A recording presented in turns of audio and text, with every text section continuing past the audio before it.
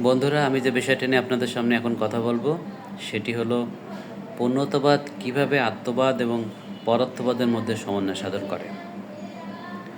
নৈতিক মানদণ্ড সম্পর্কিত যে মতবাদগুলো আছে তার মধ্যে পূর্ণত্ববাদ একটি অন্যতম দার্শনিক মতবাদ। এই মতবাদ আত্মবাদ এবং পরত্ববাদের সমন্বয় সাধন করে।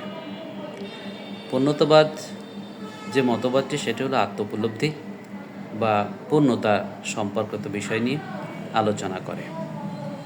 আত্মবাদ অনুসারে মানুষের কাছে তার নিজের সুখই কাম্য এবং এটাই নৈতিক মানদণ্ড। মানব প্রকৃতির মস্তিষ্কের বিশ্লেষণ থেকে এ মতবাদ মনে করেন যে মানুষের স্বাভাবিকভাবে নিজের সুখ কামনা করে, অর্থাৎ মানুষ স্বাভাবিকভাবে নিজের সুখ কামনা করে। মানুষের স্বাভাবিকভাবে নিজের সুখ কামনা করা উচিত বলে আত্মবাদ মনে করে। প্রতিটি মানুষ স্বভাবতই স্বার্থপর। প্রতিটি মানুষ তার নিজের সুখ সবসময় অন্বেষণ করে।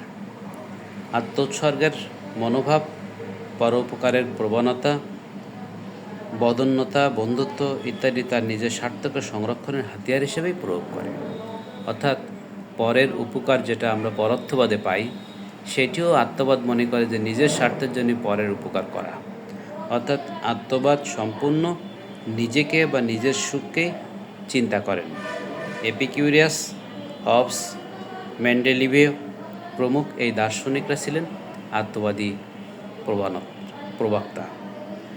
আত্মবাদ অনুসারে প্রতিটি মানুষ তার নিজের সুখের কামনা করা উচিত। আত্মস্বার্থ, আত্মপ্রীতি হলো মানুষের কাম্য। মানুষের আচরণের পর প্রীতির যে নির্দেশটুকু দেখা যায় তা আত্মমন্থনারই নামান্তর মাত্র। অর্থাৎ যে মতবাদ শুধু ব্যক্তি নিজেকেই নিজের ভালো মন্দ চিন্তা করে, নিজের সুখটাই কামনা করে, সেই মতবাদটিকে বলা হচ্ছে আত্মবাদ। মানুষ স্বভাবতই আত্মকেন্দ্রিক, মানুষ স্বভাবতই স্বার্থপর।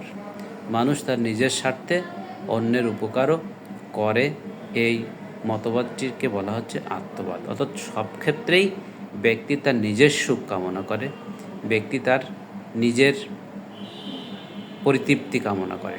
অন্যের সুখের কথা এখানে চিন্তা করা হয় না, অন্যের পরিতৃপ্তির কথা এখানে চিন্তা করা হয় না। এই মতবাদটিকে বলা হচ্ছে আত্মবাদ। ধন্যবাদ সবাইকে।